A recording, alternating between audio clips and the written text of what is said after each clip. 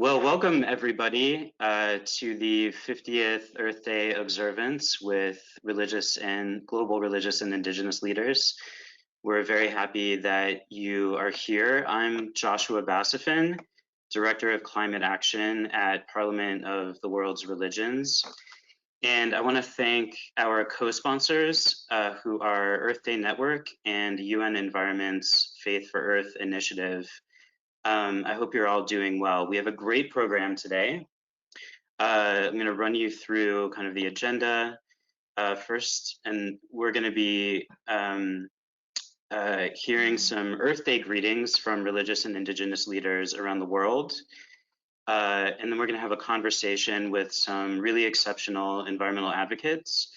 And then we're going to have a message kind of looking towards the future from a youth climate leader. So all really good stuff. From our vantage point here on the 50th anniversary of Earth Day, let's first take a look back at some history. By the time of the first Earth Day in 1970, Rachel Carson had published her book, Silent Spring, warning about the adverse effects of rampant pesticide application on wildlife. Geophysicist Roger Revelle had demonstrated that carbon dioxide levels increased dramatically due to the use of fossil fuels. Believe it or not, leaded gasoline was widespread. Decades of dumping of toxic chemicals had harmed the health of hundreds of residents of Love Canal in upstate New York, many of them leading to cancer. The Cuyahoga River had caught fire in Ohio, and a government report had found that 30% of drinking water samples had chemicals exceeding the recommended limits. So we were in a dire environmental situation in the United States and everywhere in the world. And then in 1969, there was a massive oil spill in Santa Barbara, California. And that convinced a young senator in the state of Wisconsin named Gaylord Nelson to begin a huge environmental campaign across the country and across the world that eventually became Earth Day. And that campaign included students, civil society organizations, faith groups, and a host of concerned citizens. And religious and indigenous groups have been involved in Earth Day really since its inception, in organizing and speaking and mobilizing their communities and protesting.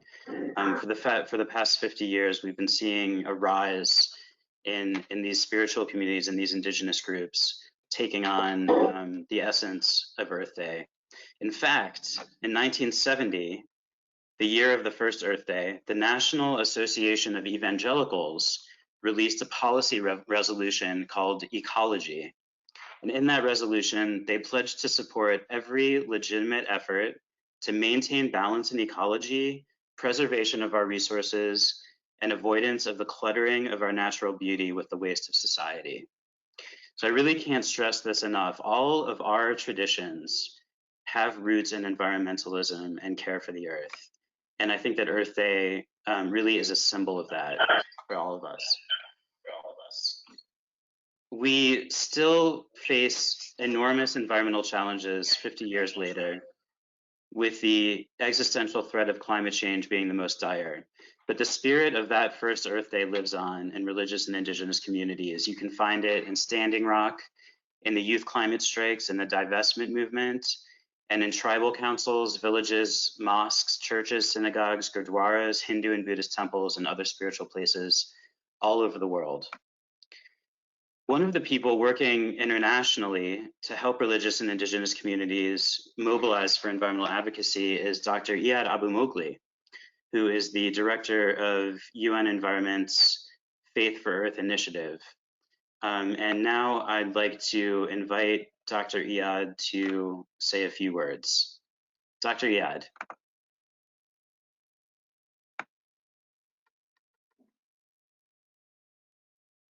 Dr. Iyad, are you on the call? Dr. Iyad may not have joined us yet, actually.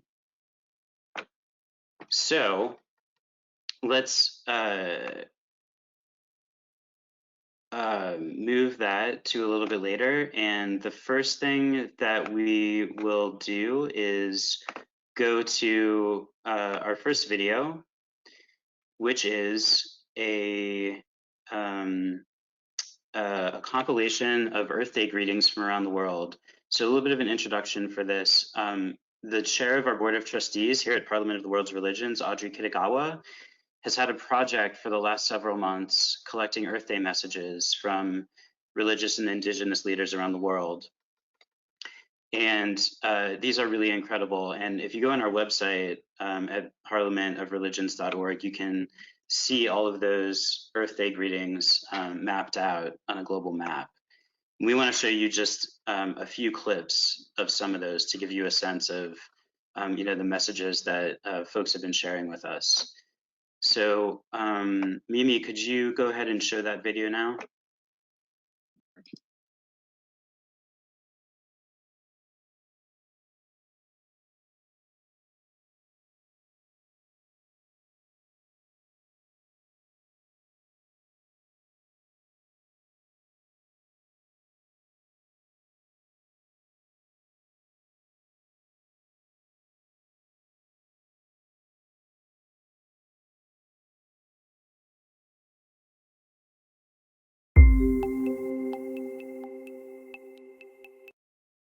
We are responsible on this earth.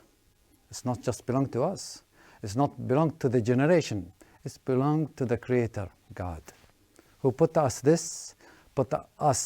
as human being on it to represent Him, to do good and prevent harm.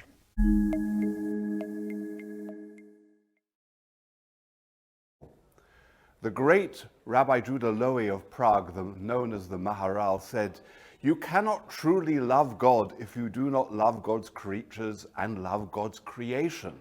So responsibility for the environment, our care for the well-being of our planet and for all the natural creation itself is an expression of our love of God. It is the imperative that comes from the authentic religious spirit.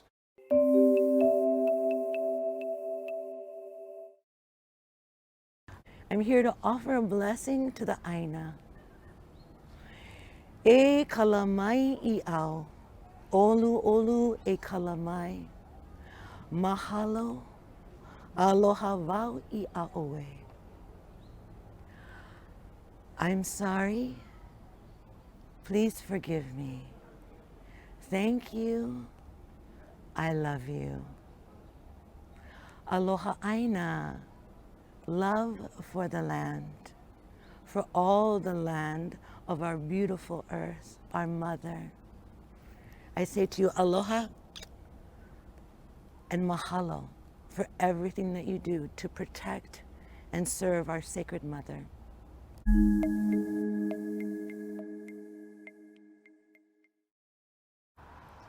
We cannot segregate the human heart from the environment outside us and say that once one of these is reformed, everything will be improved.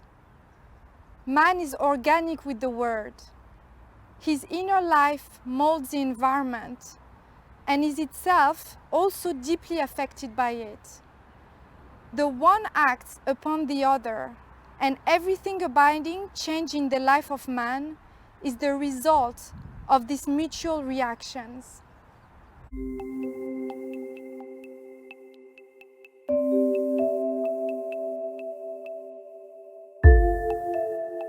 I think our vocation as we live on earth is to take care of this beautiful planet and sing with the entire creation, allow nature to flourish, allow human beings to flourish, especially the weakest among us. Let us take care of them, and let us, as we celebrate the Earth Day, once again raise our hearts and minds to God the Creator in gratitude for the beautiful gift of creation, and let's live in creation, in harmony with the creation, and live this land, earth, habitable for very many more generations to come.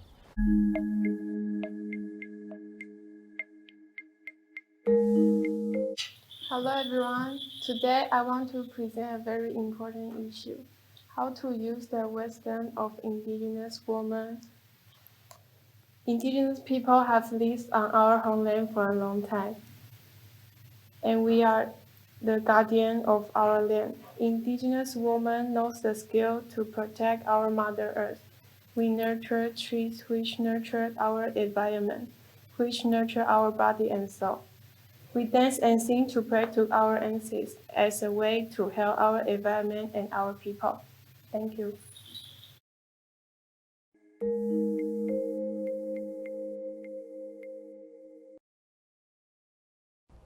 So my message is I call on all nations, I call on all tribes, I call on all families that we have to use this opportunity as the new beginning, the beginning of the new time, to rise and stand for the earth, rise and stand for humanity, rise and stand for each other.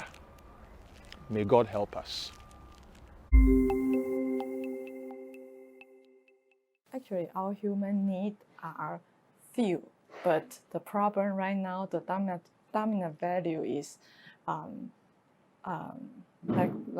consumerism. A lot of abuse of our nature is a problematic value. So that make us our want on many. So so we need to reduce our want and to realize our need. Human need are few. So love our earth and love our actual treasure, the beautiful environment. Hope we all do it together. Thank you.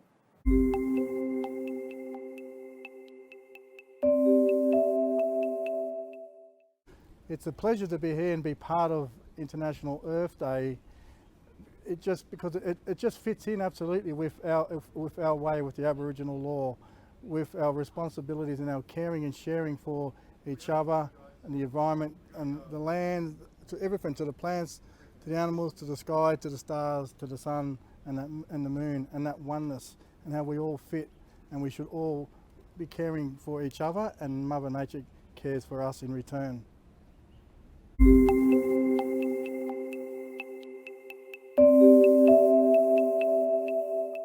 Elalek Bahilia Hilkiki, Skumo Hilsachut, Milimo Malon Alaplisk Alewa, Daniel Yonio, Dani Kilikio, Dani Kilik Hil Soup, Dani Kilik Hil O, Dani Kilik Hil Kieskoni, Kikanto Chika Kiala Sal, Lia Kikikich. Maker of all things, please help us.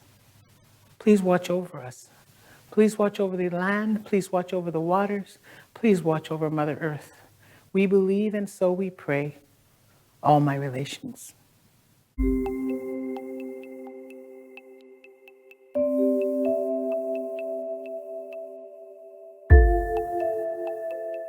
We ask all the spiritual leaders around the world, that we have a lot of work to do in order to conserve life. Because we came to this beautiful planet to take care, not to take over. We call the attention to all people, even if they are not religious, that they come together in order to live in harmony, in balance, in peace, and in dignity. Dik Hamadi.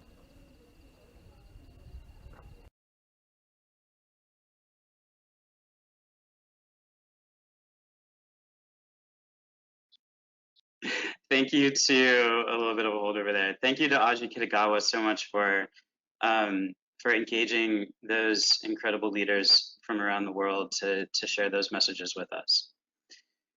So I see that we now have Iyad with us, so I want to have him say a few words. Dr. Iyad. Hello, do you hear me? We do. Do you see me? I don't see myself on the screen. We don't see you. Let me see if I can turn on your camera. I don't think I can, but we can hear you. Just click your camera. I don't have an icon for the camera. I only have that, the microphone. It doesn't show anywhere. But anyway, not to waste any time. So good morning and good evening, good afternoon to everybody. First of all, of course, I would like to express my appreciation to the Parliament of World Religions and the Earth Day Network for inviting us, Faith for Earth of UNEP, to be a partner in organizing today's event. Also, a warm welcome to all distinguished speakers and all participants who are showing dedication to continue the work in protecting Earth despite the many challenges that we are facing. Of course, not least the pandemic that we are witnessing. I am sure that all of us will benefit from your interventions and insights that bring about your dedicated services over the so many years that you have been working on the environmental issues. And indeed, the questions that you will be addressing today will help all of us not only to do our work better, but also to seek synergies of working together towards a better and more effective approach to fighting climate change, or what I would like to call, or started calling, the climate virus. And here I would like to ask everyone to do a reality check. We have been reading in the news, and it is true that the lockdown because of COVID-19 has brought about some positive impact on fighting climate change, reduction of CO2 because of no flights and no activities and so on. And of course, you have seen the articles on how the sea turtles have started to reproduce, or the dolphins in swimming in the channels of Venice. But I'm not gonna list all of that. But we have also started seeing more negative impacts on the environment. For example, the medical waste of gloves and masks and what have you have started actually reaching our oceans and beaches and waterways. And some countries have lifted some bans on the use of plastic bags because they think that plastic bags might reduce the contamination by the virus. But what we see should not trick us, as the world is not rosy yet, and humanity has still to learn a lesson. What we need to start now promoting is a transformational change that brings back economic prosperity, but not on the expense of the earth and its natural resources. We must fight going back to business as usual, and not to increase the level of activity to bring back economic prosperity that we had witnessed before COVID-19. With the dwindling, prices of the oil, it might be tempting to buy more oil and produce more and increase the production system of industries and so on to cope and to compensate for the industrial and economic losses. So we have to be very careful for that.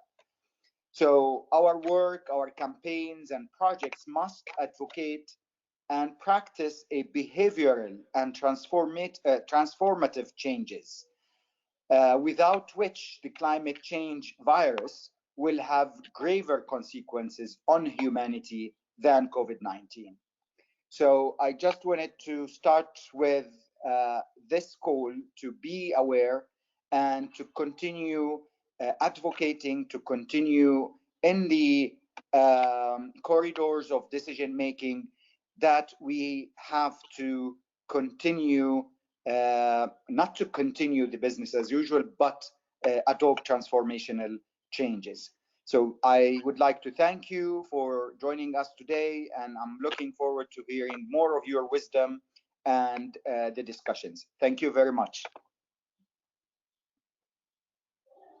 Thank you so much, Dr. Iyad, for that message, that very timely message. And I think we really are at an inflection point right now in human history, and what you've laid out in terms of the caution that we need to have in moving forward with our economic progress and growth is really, really important.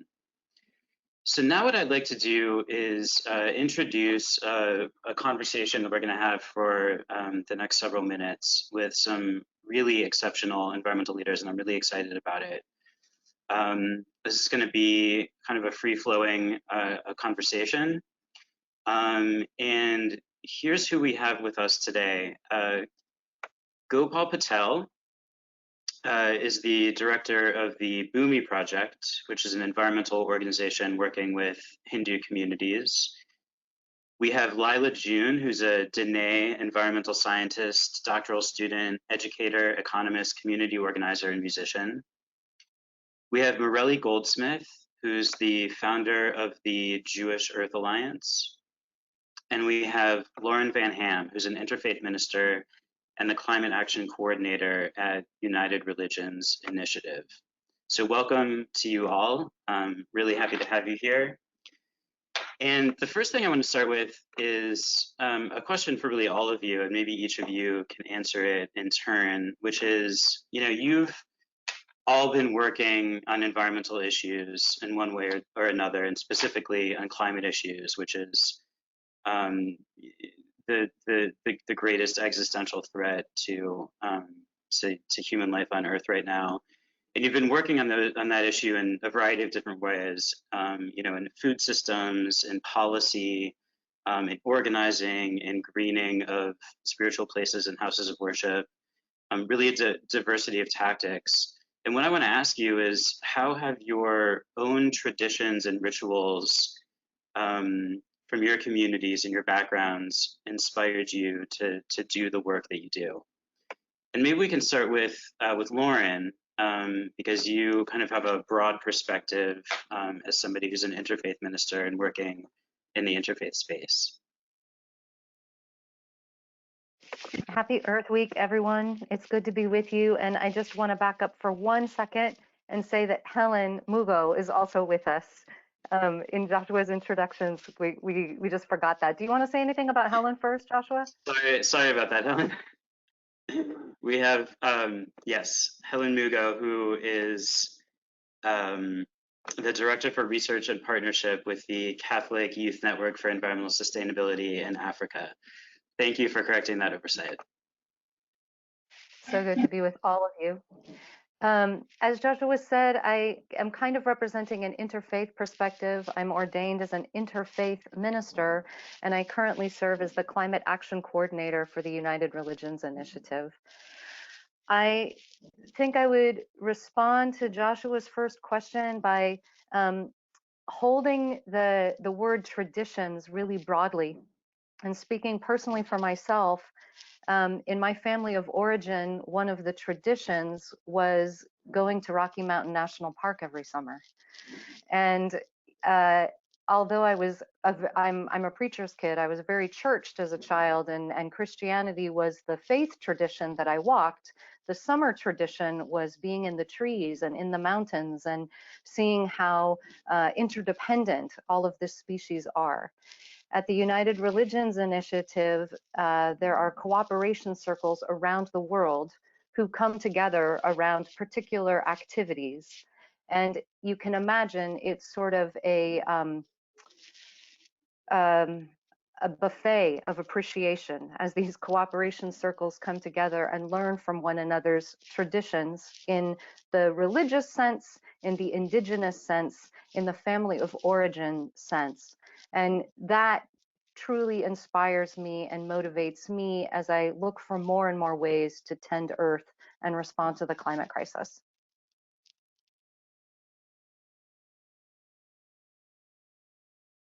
Thank you for that, Lauren. How about Lyla June?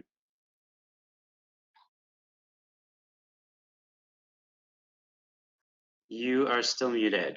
Okay, am I better now? There you go. Okay. Yat eshe arosh dene eshe nanisht ejet chachi inishli don haskai dene bashishi ashin hedushiche belagana edashinale Taos, New Mexico dena sha akwet ego dene ast initially. I wanted to introduce myself in my mother's tongue, I'm from the Black Charcoal Street division of the Red Running Into Water clan of the Diné Nation. We are also incorrectly known as Navajo. And I'm really honored to be with all of you. It's very fun to be with all of you this morning. And well, that's a big question. But I think one way that my traditions prepared me to be conscious about the earth is that every single thing reflects the earth. Even the way we tie our hair, the lower half is the earth and the upper half is the sky. And even our shoes, the sole of the shoe represents the earth and the top of the shoe represents the sky. And so everything around us, even down to tying our hair or building our homes or singing our songs, is speaking to us about the sacred union between the sky and the earth and how that gives birth to all life. And even our name for ourselves, Nahokati and Diné, that the word for human, it translates to sacred earth surface being. So we envision ourselves as sacred and the earth we're walking on as sacred. And one of our words for the earth is at-ed, which means little girl. And obviously the earth can be very powerful, a very powerful mama, but sometimes we view her as precious as a little girl. And so you would walk upon her and treat her with the same respect as you would treat a little girl. And so that's just a few of millions of ways that my language and my culture reinforces at every step and every turn that not only is the earth that we're walking on sacred, but we are sacred. And thus we must behave in a sacred way. And when the anthropologists first came to us, they thought we didn't have a religion. But actually, the truth is the ceremony just never stopped. We were constantly in prayer. Every breath was a prayer. We didn't have prayer time and not prayer time. It was just all one prayer. And so soon they began to understand we did have a spiritual practice, and it was life itself. And so all of that leads into respecting and taking care of the earth. That's a little bit of what I can say on that. Wow, that is really beautiful and empowering. I'm a little blown away. Hellen, how about you?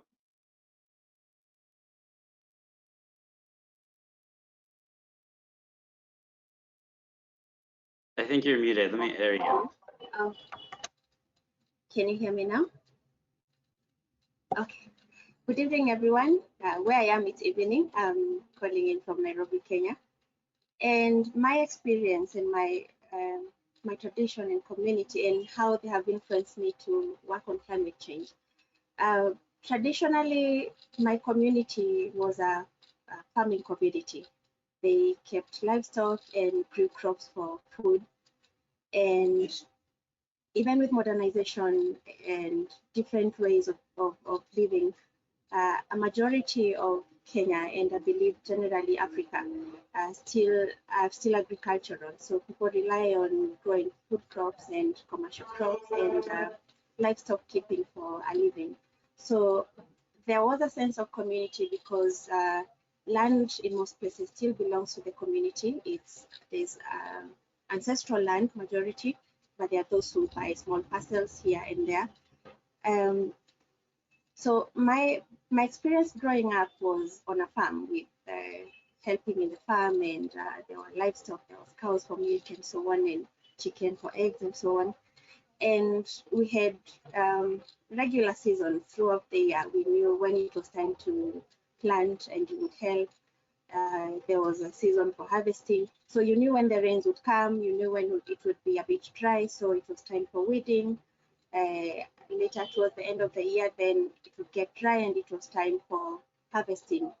So before climate change, it was very regular, and there was time to do everything. You know, different crops grow, take different durations to mature, and everything was very well planned. So people would help each other to till the land, to harvest, And when, for example, it was harvesting time, you would have some for yourself, you would take some to the church or to the mosque, to your pastor, you would help your relatives and those who are needy and so on. So that is how traditional it has been. And so with all the changes with the seasons, for example, it becomes very difficult to know when to plant, for example, because when you expected it to be raining, there's extreme flooding. When you think it will be raining, it's very, very dry. People don't have water, people don't have food. So these changes have overhauled how everything used to be and brought the need then for action, because people don't know what this thing is that has happened that has brought along these changes, and also for adaptation, what do we do now that this is a situation that we find ourselves in. So that is my experience as an individual, and also from the community that I grew up in. Beautiful. Thank you so much, Hellen. And let's have Gopal. How about you? Hey, thanks, Joshua. Good morning, everybody from London. It's a real pleasure to be with all of you. I wanted to pick up on something that Lyla June said, which really resonated with what I was going to talk about a little bit, which is that we're celebrating Earth Day. According to the UN, Earth Day is actually called International Mother Earth Day. And that Mother Earth, I think, is so important, coming from a Hindu perspective, understanding that the earth is sacred, is divine, is feminine, and that all of life is animated by the same spiritual spark that animates us as humans. The birds, the animals, the trees are all spiritually equal to us as humans. And so that understanding of an equality of life animated by the same spirit is so deeply ingrained within the Hindu tradition, which I grew up with, that led me to want to work on this issue of climate change. But the other aspect of Hinduism which really helped me is we're all familiar with the practice of ahimsa, or non-violence, and a very common understanding, and the main understanding, is that ahimsa or non-violence means not to cause harm to others, and that's a very noble pursuit that everyone should aspire towards. But another interpretation of non-violence is, if you see other people are about to be causing harm, or if you see other people are about to be harmed, and you do not do anything to stop them being harmed, then that in itself is an act of violence. So if I know people are going to suffer and I don't do anything to try and stop that suffering or stop other people, then I'm causing that violence as well. And so those two principles of understanding the equality of life from a spiritual lens and understanding that we all have to minimize the harm and suffering in the world has really helped me, try and do my little bit through my organization, the Bhumi Project, working with Hindu groups and other people of faiths and spiritualities internationally to try and really stem this tide of violence and suffering, which is going to, sweep the world, in our own lifetimes. Thank you, Gopal. And Mirele.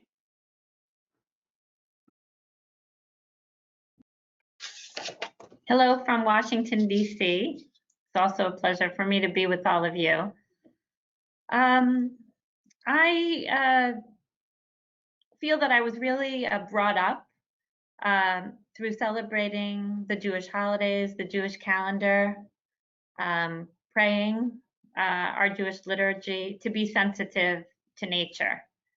And in my case, I always lived in the city, and my community is very, very highly urbanized. And yet these traditions that date back for thousands of years kept us connected to nature. My favorite holiday growing up was the holiday of Sukkot, the Feast of Tabernacles, when my family would build a hut outside our home and spend a week eating, celebrating, singing, even sometimes sleeping outdoors. And this was a highlight of my childhood. This was not something that was connected to caring for the environment explicitly. And it was only when I went on a trip to Yosemite National Park, I was relating to what Lauren talked about with Rocky Mountain Park. In Yosemite National Park, I encountered something that really changed my life, which was a solar composting toilet, believe it or not.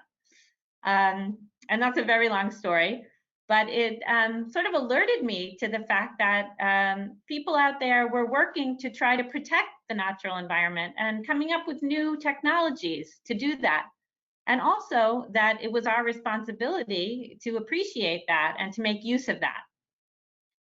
That sent me on a personal journey of discovery into our own traditions. And one of the things that really made an impression on me was the Jewish tradition of the Sabbatical year, which is the year every 7 years when we're instructed by the Torah in the Bible to leave the land untilled, to let it lie fallow, and at the same time to forgive all loans, which points to the interrelationship between social sustainability and environmental sustainability. So throughout my life, I feel that I have been in dialogue with our ancestors, and we continue this dialogue to gain the guidance and inspiration for today's struggles with climate change.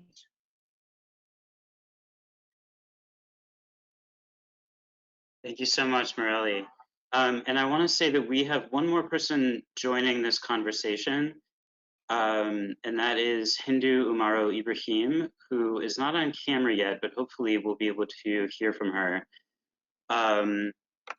And let me give her an introduction. So Hindou is an environmental activist working on behalf of her people, and I apologize if I'm saying this wrong, the Mbororo in Chad.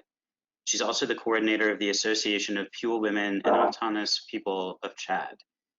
Hindou, can you hear us? And there you go, you're muted. Yes, I'm hearing you. I don't know if you are hearing me also. We are. Okay, so, sorry, I think this webinar cannot take more than 6 videos. That's why I can get in and you can see my face. I'm so happy to see you and hear from you in this very important moment of the world where we all struggling, but we're trying to all come together. This is the beautiful part of the humanity, I think. So I enjoy listening all your personal history, but I can tell you, like, growing up from the community and then coming from a nomadic pastoralist, it's similar to all what you said. So I just maybe can share with you, you know, I was kind of getting a very strong mom that when I went to school in the town and she get challenged with all her community that get rejected her because why she's sending the kids to school, even the girls, because they don't want to us to lose our education at the community. So for her, she have to fill all this gap. So in every break that she sent us back to the community. So I grew up between my mom and my grandmom. So when I got to my grandmom, even she do not know what is market. She never been to the market. She was only between her cattle and where she is living. So when she want to have something, I will go to the market. So I work like every day, up to 7 to 10 kilometers I go and then back. So when we go there, we cross a lot of small lake. And then we eat all the fruit during our way, just like the natural fruit in the bush. And when we arrive next to the market, we just stop in one place. We wash our feet and we change our clothes because you need a different clothes to get to the market. And I go to the market. I sell the milk that she gave me. And it was about just 5 cents, not more. And I buy her a salt. I buy for us a salt and then a battery for her lamp. And we walk back home. So when we go there, we always know which kind of tree we have to stop by and which one we cannot stop by and which kind of fruit we have to cut and which one we have to leave for the birds. That's the thing I really never forget. And then through all our pathway, we know when we pass like 500 meters, it started another land because another kind of grass is starting. And we know also just by the trees that we are meeting, it is the land of who we are passing from one tree to another one. And that's so amazing, our relationship with the earth as a spiritual way to get us connected. And believe me, through all like the 10 kilometers that we walk, go and back, there are a lot of animals who are worldwide animals, but we never get hurt, never ever get hurt, because we know where they are, they know where we are, so we try to respect each other. And then I know that from my grandpa that when there is like just a dry season, that there is not enough food for the worldwide animals, they have a community meeting where they sacrifice some cattle to those worldwide animals. So that's exactly how we are living in harmony with them. And I'm so enjoying this life. And when I come back to the school, I'm seeing the other guests that seeing us differently. So that gives me a lot of hopes that my community is still have a very connection life with the earth and with the climate change impact is so unfortunate now, but hopefully that if people believe on us, we do know how we can restore the land, how we can live in harmony, and with our face to the land, face to the mother earth, we can do it in a good way. Thank you very much. Thank you, Hindou. I want to say to folks who are listening on the line, there's a question and answer section of the panel that you see in front of you on the GoToWebinar platform. Feel free to type in questions or comments. One of my colleagues is going to be collecting those, and towards the end of the conversation, we'll have a chance to take a look at some of your questions and comments, because we want you to be part of this conversation. And to the folks in this conversation as well, feel free to jump in wherever you would like. We want it to certainly be fluid. One of the things that I was noticing from, and thank you all for those incredible kind of personal histories and stories of how you guys grew up and wherever in the world you came from and your traditions. One of the things I noticed was this kind of theme of interconnectedness. Whether it's thinking about us as being fluid with the earth, as being part and parcel of the earth, or thinking about the harvests and how we're connected to the seasons through our food systems and the way that we grow food and the way that we harvest, or our experiences kind of being immersed in nature and the way that that feels and the way that that impacts us. Or, when Gopal talked about kind of the wedge that's driven between us and that interconnectedness through this kind of violence that we often see being inflicted on natural systems. I think that it just seems like there's a kind of a thread in that theme of that fluidity and that interconnectedness. And one of the things I wanted to ask is, one of the ways that we are most connected to nature is through our food systems. And we live in a time right now where we're starting to understand that those food systems are broken in a really major way. And the pandemic that is upon us is a result of the broken ways that we are interacting with natural systems, in particular with food systems. And so I think there's kind of an intersection here between us as, spiritual people and indigenous people, and the way that we engage with food systems, and that needs to change. And I want to talk a little bit about our spiritual backgrounds and the communities we come from. And Lyla, I'd love to kind of have your thoughts about this, because I know that you've been involved in thinking about indigenous food systems. What insight can you give us in terms of what we're living through right now? Well, my PhD topic is Indigenous food systems and the intersection of Indigenous food systems and Indigenous land management. So You just happened to pick my favorite topic. But okay. Well, one of the things that I've been noticing is that we see humanity as a curse to the world. And everyone's noticing that when the humans go away because of the pandemic, the earth flourishes. But I don't see it that way. I see humans actually as an integral, critical part of the smooth functioning of ecosystems. And let me explain. When I was working with an elder in Fort Peck Reservation in Montana, he said, Lyla, everything has a purpose. Every star, every rock, every deer, every horse. And then he looked at me and he said, and every human. We're all here for a reason. And we are not these misfits or mistakes of creation, but Creator made us specifically to tend and nurture the earth. Not just for our own benefit and our own calories to eat, but to benefit the food for all life.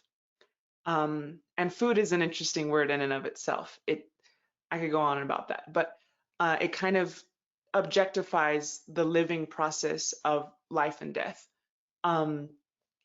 But another elder that I saw at the Parliament of World Religions in Toronto, he was Yoruba elder from Africa, I believe Ghana, I think. And he said, in our language, the word for human being is the chosen ones. And I thought that was strange at first, but he said, we were chosen to take care of the earth. We were chosen to nurture the earth. And then it all made sense of maybe there's a reason we have these big brains. Maybe God designed us with specific skills and tools. And that maybe we are actually not a curse to the earth, but an essential part of the smooth functioning of the earth. Like Mindahi said in the video, we're not here to take over, we're here to take care. And if we just clicked that one thing differently, maybe if the pandemic happened and we all had to go home, the earth would actually crumble because it would lose her stewards. And that's how it was in what we now call America. 98% of Native Americans were annihilated through genocide and disease and massacre and starvation. And so when we collapsed, the ecosystems around us collapsed with us. And I'll just give one example because I know I don't have much time. But the Shawnee in Kentucky, people view Native Americans as nomads, roaming the land, eating hand to mouth, very primitive. But actually, we were highly organized societies with highly sophisticated ecological sciences and practices that upheld entire food webs and ecosystems. And our sciences were far more advanced than those who came to visit us. And so in Kentucky, what we now call Kentucky, it's a state in the United States, the Shawnee ancestors transformed a cedar and hemlock forest into a black walnut, hickory nut, chestnut, and acorn forest. And we know this because we can look at the fossilized pollen in the pond sediment, and we can see 10,000 years back what the forest looked like. And about 3,000 years ago, all the cedar and hemlock pollen disappears, and you see an influx of black walnut, hickory nut, chestnut, sumpweed, goosefoot, all these edible plant species. And what we see is the Shawnee ancestors transformed this forest into an edible food forest, and they used fire to do it. We also see an influx of fossilized charcoal. And so we actually used fire, low intensity burns, seasonal burns on a low level to actually maintain soil health, clear competing vegetation, because there's limited nutrients, water, and sunlight in a forest. So you need to clear it because that's how you have a few healthy trees. And so the Shawnee managed to transform the forest from a lot of sick, unhealthy trees to a few very strong, healthy trees that produce food, not just for them, but for all the life. And it also cleared the understory for ungulates like deer to come through. So that's just a snapshot of how we didn't have farms, we planted whole forests. And that's important to understand, because when the colonizers came in 1830, we see all the chestnuts go away. The chestnuts disappeared. And that's because the indigenous peoples, the stewards, were taken away. And so how can we live a life so that human beings are keystone species, so that if we were to be taken away, we're so good to the earth that if we were to be taken away, she would actually miss us. And so that's my message is, the answer is not to stay inside and quarantine forever to heal the earth, but to go back into the earth and flood the earth in a good way and interact with her in a completely different way. So thank you. No, that was kind of a long-winded answer, but thank you. Thank you. I'm gonna throw that out for anybody else. Yeah, I'll come in. There's so much to kind of respond to there and unpack, and I'll try not to go on too long as well. But you know, this understanding that humans have a certain level of responsibility to be caretakers. You know, like, you know, again, within the Hindu tradition, it said that there are, you know, we have this understanding of reincarnation, and in the texts of in the Bhagavad Gita and other texts, it says there are 8,400,000 species of life on this planet, and the soul transmigrates through all of those species until it comes to the human form. And at the human form, the soul, with added, you know, functions of having a consciousness and a bigger brain and intelligence and different things, has a responsibility to act in a good way on the earth, you know, to kind of be a good person, to care for Mother Nature, and to develop a loving, deep relationship with God. And if that responsibility isn't taken on seriously and we misuse all the extra faculties we get as being a human, then we have to kind of go through that 8,400,000 species cycle again until we get to the human form again and try again.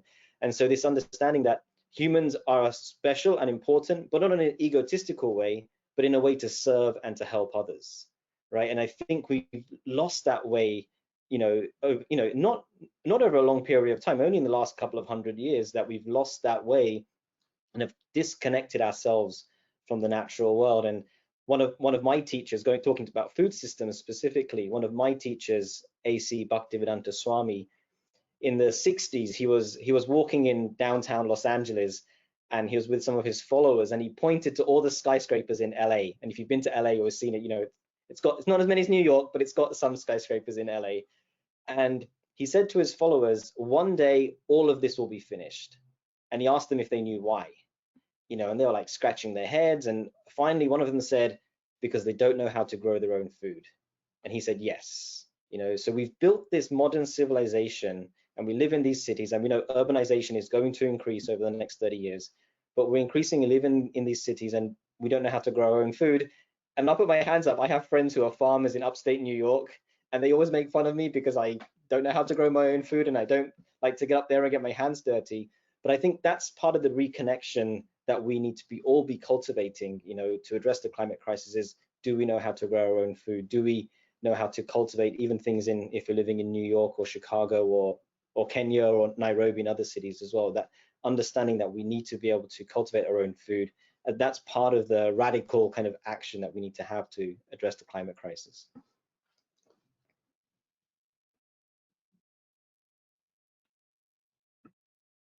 I can jump in here also with a little bit. First of all, I'm starting my own garden for the first time. Gopal, if you have any advice for me, that'd be great. I live in an apartment, but I have a balcony, and now that we're shut in, I'm assuming that I'll have plenty of opportunity to learn, make a lot of mistakes, and learn to grow a little bit of my own food. But what I wanted to mention is just that Judaism has a lot of food traditions and rituals. And I think one of the things that's happening now is we're reinventing and rediscovering what those mean in the time of climate change and the environmental crisis more generally. And those, I think what those rituals give us, there's a lot of things we don't eat. We separate certain types of food. Typical Jewish home will have actually several sets of utensils and dishes because there's certain foods we don't eat together.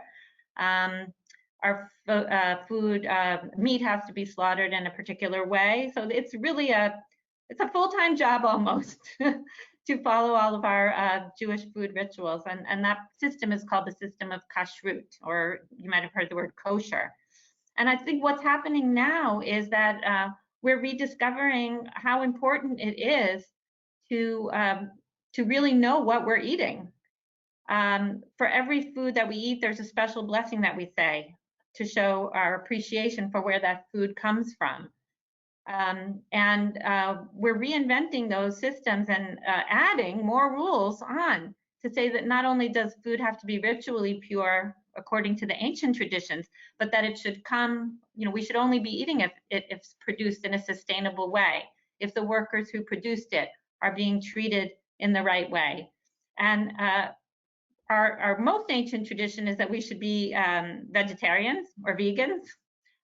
That's in the Bible. Only in the time of Noah do we have the story that God says that we can go ahead and eat animals. But now there's a real resurgence of veganism in the Jewish community, and there are a number of different organizations that are helping Jews to figure out how we can reinvent many of our food traditions so that we can, continue them, but in a way that's more in right relationship with the earth and supporting the kind of food system that we need.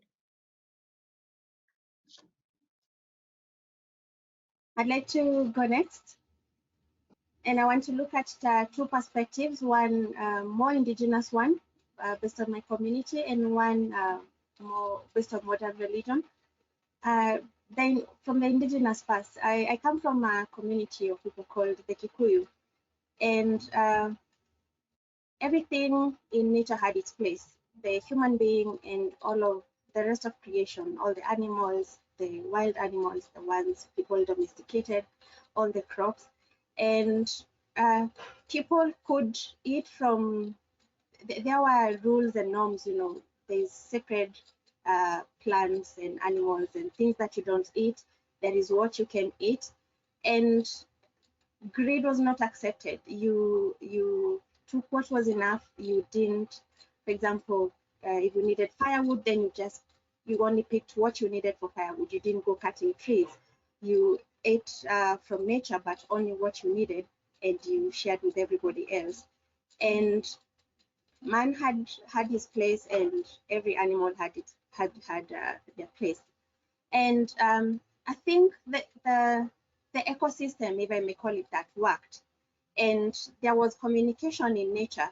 For example, even now people still rely on that.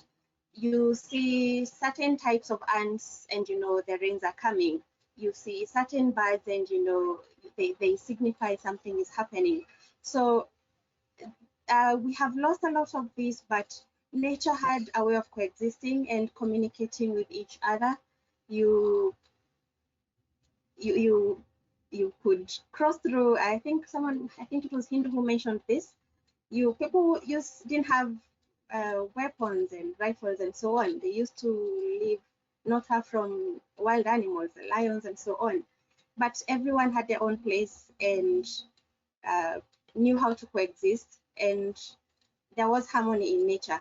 So I don't think man is necessarily the problem. Human beings had their place. It's just that we get greedy and try to control and cause all this harm, including climate change. So everything traditionally worked. Now, looking at modern religion, I am Catholic Christian, and if you look at the story of creation in Genesis, God made everything, all the animals, all the hills and water and plants and everything, and he finally made man as the last of creation. And he said everything was beautiful and everything had its place and role in the ecosystem. And if you look at what is called Catholic social teaching, one of the main teachings is on what is called care for creation, that man has a responsibility to take care of the rest of creation, and it is actually a sin to destroy what God made and put rightfully on earth. So the way I see an interconnectedness across, even from listening to what fellow speakers are saying, that everything has its place and is sacred, and there is a balance that God put in place. And when that balance is upset, then there are consequences or there is suffering. So if you look at, Joshua, you mentioned broken food systems. this is a consequence of that change of that balance that existed naturally. So when we're looking at climate change, when we're looking at all these challenges, these are consequences of loss of that balance that existed, that harmony that has existed naturally.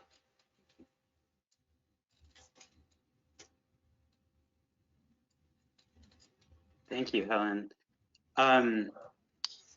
I have another question, but before I do that, I want to ask if Lauren or Oumarou have anything to add.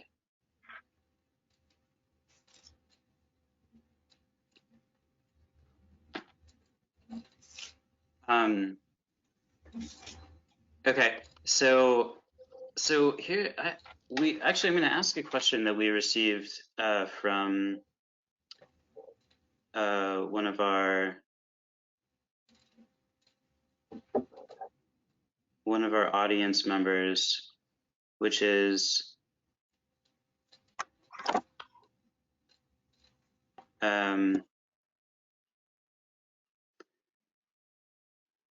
sorry, just a sec.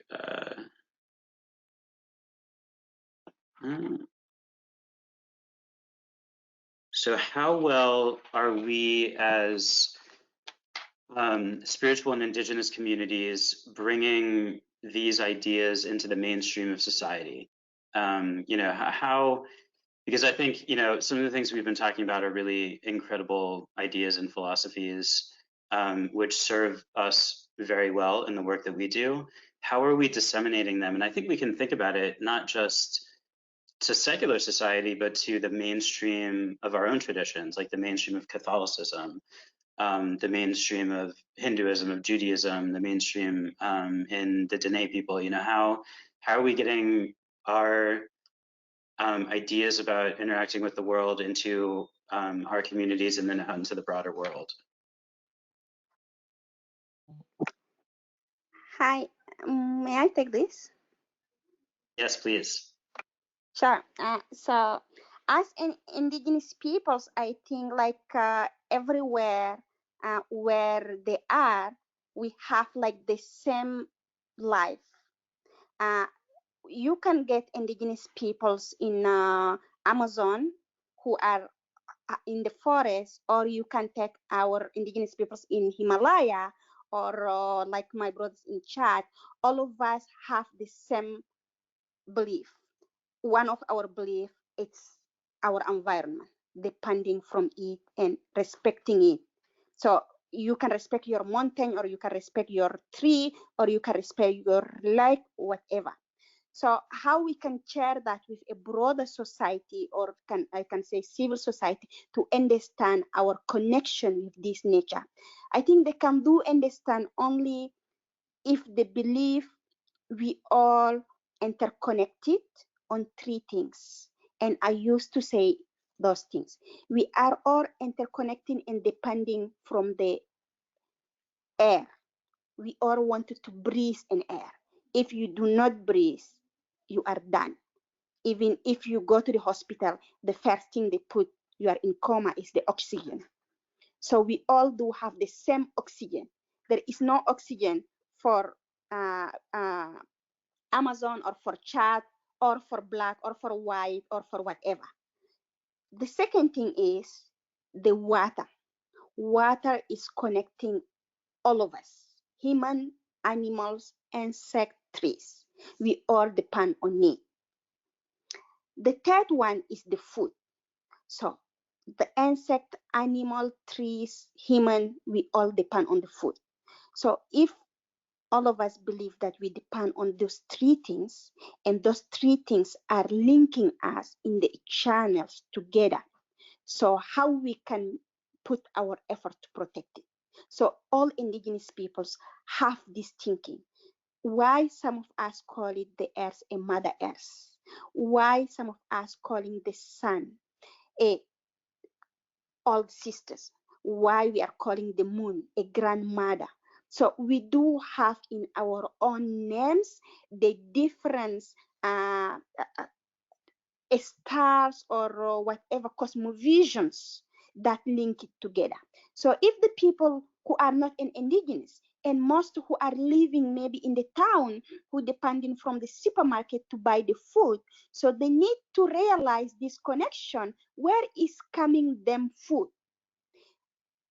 Let me share with you one of my discussion in Davos with those very special peoples.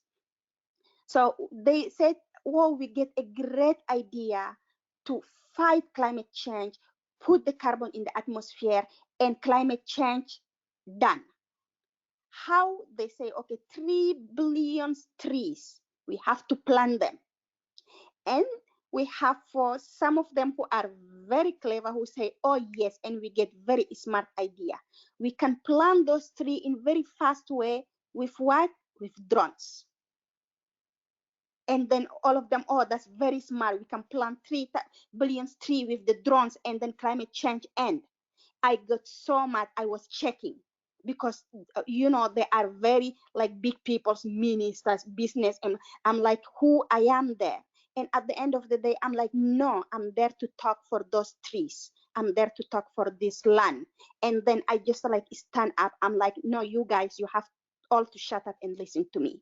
You can draw a tree and you get your tree tomorrow. It's not the eggs that you do an omelette. It cannot work like that. It's not like you take a chicken, after 1 month you get another chicken to sell it. It's not work like that. It's the ecosystem. So it's the relationship of you with this tree. Which kind of tree, which kind of land, how many water is take, what will be the consequence if you do not take care of it. So it's the entire bunch of when you have a tree, the insect who can sit on it, the people who can sit under the shadow, and all who can go with it. And then they start shut up down and say like, oh yeah, maybe you are right.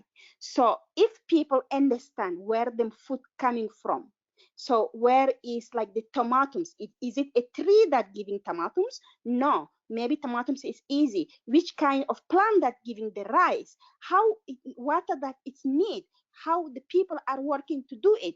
And they can understand the connection of indigenous peoples with this land. So we need to connect with ourselves, connect with all the elements are surrounding us, and connect to see the 3 things that we depend on it, and that can help us to be ourselves, to build on our religion. I'm Muslim by religion, but I believe on all the rest of the religion. I believe on Christianity, I believe on Buddhism, I believe in Hinduism.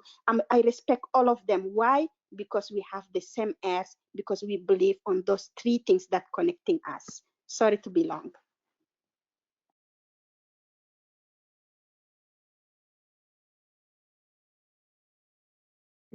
Can I add something to that question as well?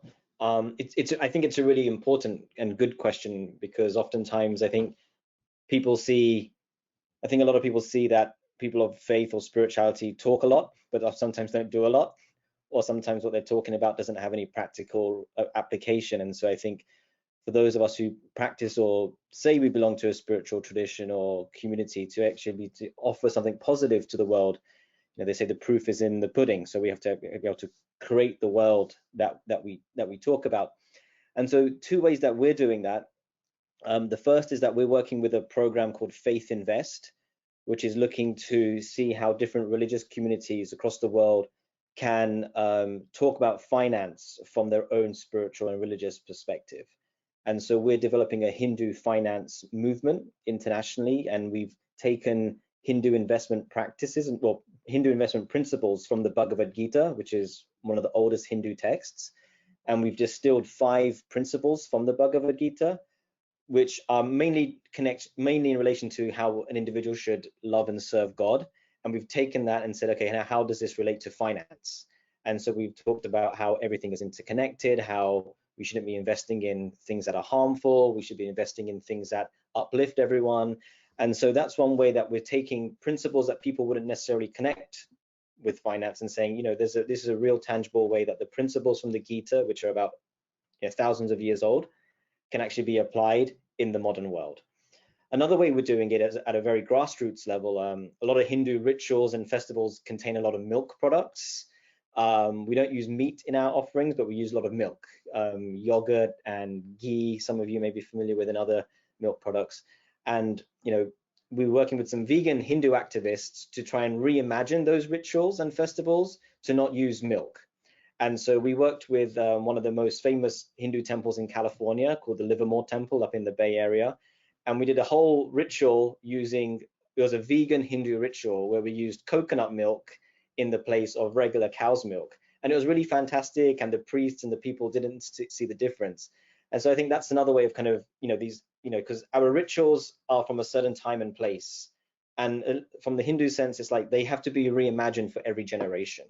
And so in the current time that we're living in, just as was mentioned earlier, plant-based vegan diets are becoming in fashion now, not just because they're healthy and good for us, but they're good for the planet as well. So reimagining our religious practices and rituals to be aligned with the situation that we're in terms of the climate.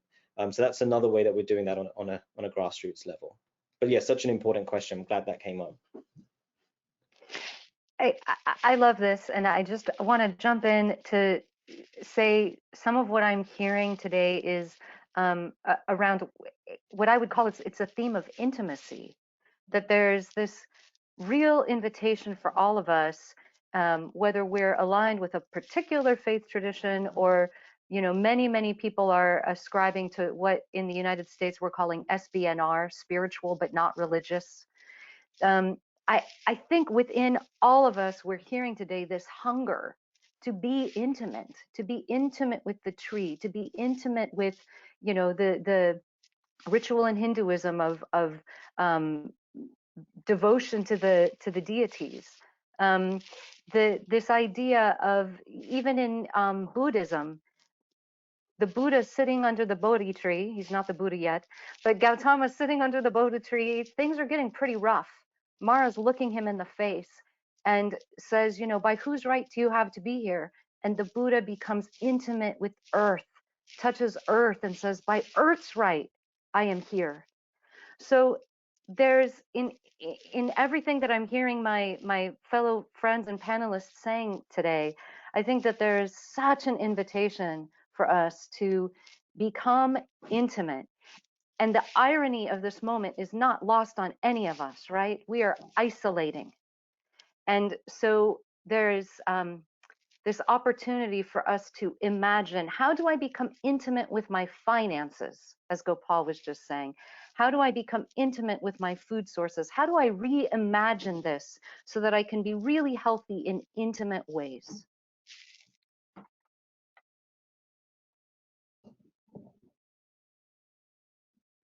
I'd like to mention one way that we're doing this as well.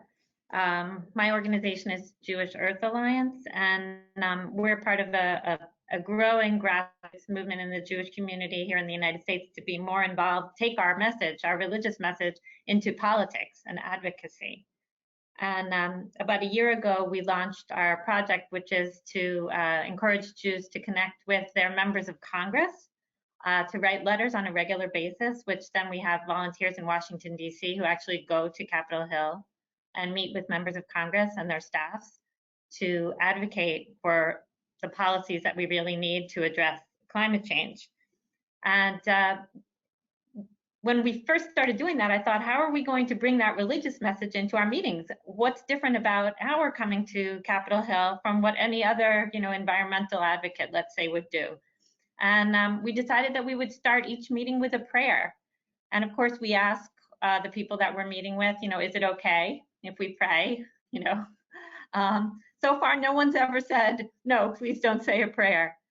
And what's amazing is, you know, we pray that our leaders will have, you know, good judgment and find the inspiration to do what's right and to make sure that the policies that they put into place are ethical and moral. And what's amazing is there's always that moment after we say that prayer that is just this beautiful moment of reflection. You know, the busyness just stops and everyone has, you know, takes a moment to think about, why am I really here? And just to give you an example, you know, what difference are we really making? This for Passover, we decided to advocate about climate migration. We know that there are going to be a lot of people, already are people being displaced because of the kind of changes in the climate that Hellen's been talking about. We feel that the United States has a moral obligation to help people around the world with that, and also to accept immigrants into the United States. And we talk about the fact that in the Bible, in the Torah, one of the, I think the most frequently mentioned commandment is actually about how to treat the stranger, that we must treat the stranger with kindness and compassion and make the stranger a part of our community in everything that we do. And that's one of the messages that we are bringing to the Congress. And it's especially relevant. I don't know if anyone's seen the news today, but our president has announced that he's going to suspend all immigration into the United States. And this is, of course, complete anathema to all people of faith. Yeah. We can all take a moment to kind of shake our heads about that. We have maybe 6 or 7 minutes left. It always seems like however long we plan for these conversations, it's never enough time. And I think that's a testament to how just incredibly dynamic and powerful these conversations are. But I want to make sure I get a chance to ask a question for folks that's been on my mind lately. We at Parliament have a project called the Climate Commitments Project. One of the imperatives of the project is to bring people together around the world from different faith, spiritual, indigenous backgrounds to collaborate together. But I think, you know, when I've been thinking about this, and one of the things I think is really necessary before people can collaborate is that they become allies to each other. And we very intentionally made this Earth Day observance a religious and indigenous peoples Earth Day observance, because thankfully in the last however many years, the interfaith movement, I think, has broadened to be more diverse and include more people. But what I want to ask is, you know, in order for us to collaborate and magnify and amplify our messages, how can we be allies to each other, particularly religious communities with indigenous communities?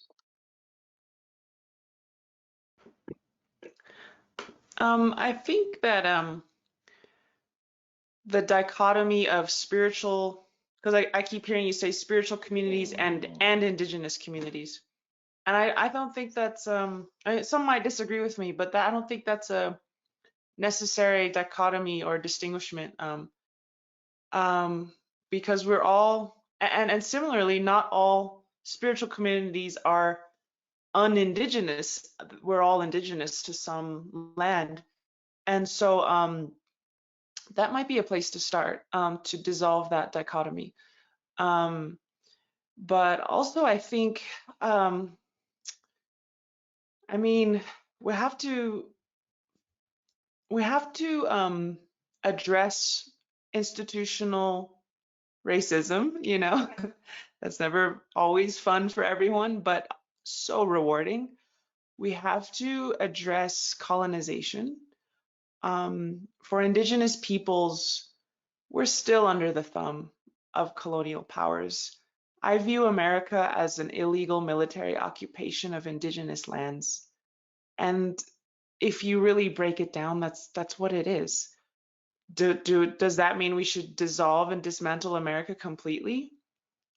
To be honest, I would like that, but I don't know if that's feasible or would be very healthy to do in a rapid manner, because there's so much that would probably suffer if we did that. But for instance, the Wampanoag Nation, which is indigenous to Cape Cod, the Trump administration recently made a very abrasive decision to dissolve their tribal lands.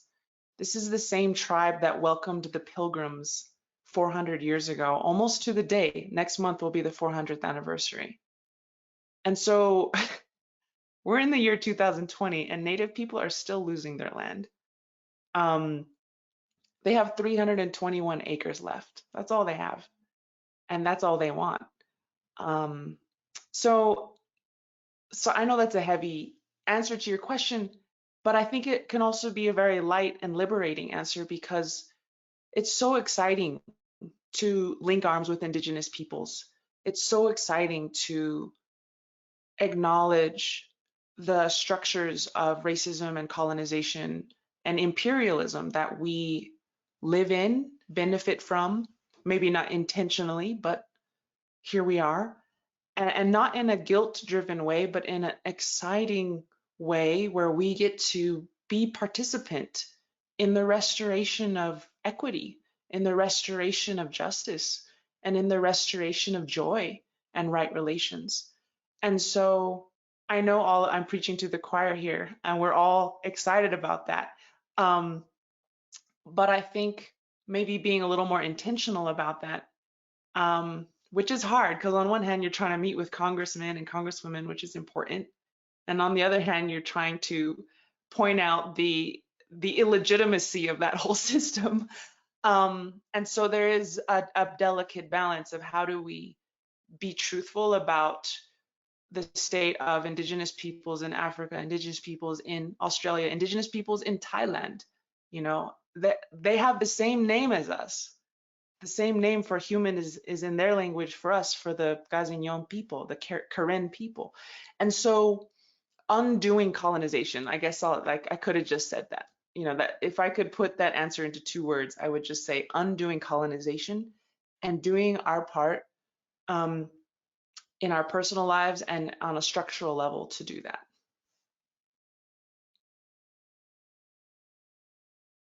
And ironically, the earth benefits, right? It's not, I saw a sign once that says Indigenous rights equals environmental protection, because Indigenous peoples oversee 80% of the world's biodiversity, and we only hold tenure over 20% of the earth's land. And so that should give an indication of how when we elevate Indigenous rights, we are elevating the health of the whole earth. Thank you for that, Lyla. Hellen, did you want to say something? Yes. If you look across the world at all manner of faith or spiritualities, I think each one of them has a teaching on caring for creation and the value of everything that was created or everything that exists having its place in nature. And I think that for me would be a very important starting point, whether we look at our Indigenous communities or we look at modern religion and faith. That is something I think every religion, every faith, every spirituality teaches, the respect for creation, respect for everything that lives. I think that for me, if we looked at that, then everyone would agree, and then we can now get together and think, so what do? We have done this damage, what can we do to protect creation? What can we do to undo some of the damage we have done? I think the COVID-19 disease is a good wake-up call for all humanity. It's sort of an equalizer. We realize we are all affected, whether you have modern medicine, whether you're from a rich country or from a poor country, we all suffer the same. So if we were to look at the teachings of our traditions, our faiths, our religions, and so on, I think we would all agree that everything in nature has its place, and that would be a good starting point for our work in caring for creation and doing climate change and so on. Thank you. Those are all both very powerful insights. Unfortunately, we have run out of time for this conversation. I want to really thank all of our conversationalists so much. That was incredible and educating and edifying, and I'm kind of actually speechless, as you can tell. So thank you very much. And in the last few minutes, we want to just think about looking towards the future. So we want to end this day kind of thinking about tomorrow and thinking about the future and where are we going. And we want to leave you with a little bit of hope and optimism. And I think that a lot of that hope and optimism comes from the youth climate movement, because I am so inspired by them. And I want to say that, you know, when they got stuck inside in the last month, they didn't just ditch their Earth Day events. They said, we're going to move them online, and luckily they all are really technologically savvy. So I've put in the chat room two Earth Day live events that are happening. One is the the virtual face of the Earth Day strikes, and the other one is a faith Earth Day virtual event. But I just want to say, you know, the video that we're about to watch, with thanks to Mission 2020 and a youth climate activist named Shie Bastida, really inspires me and gives me a lot of hope about who's going to be in charge soon.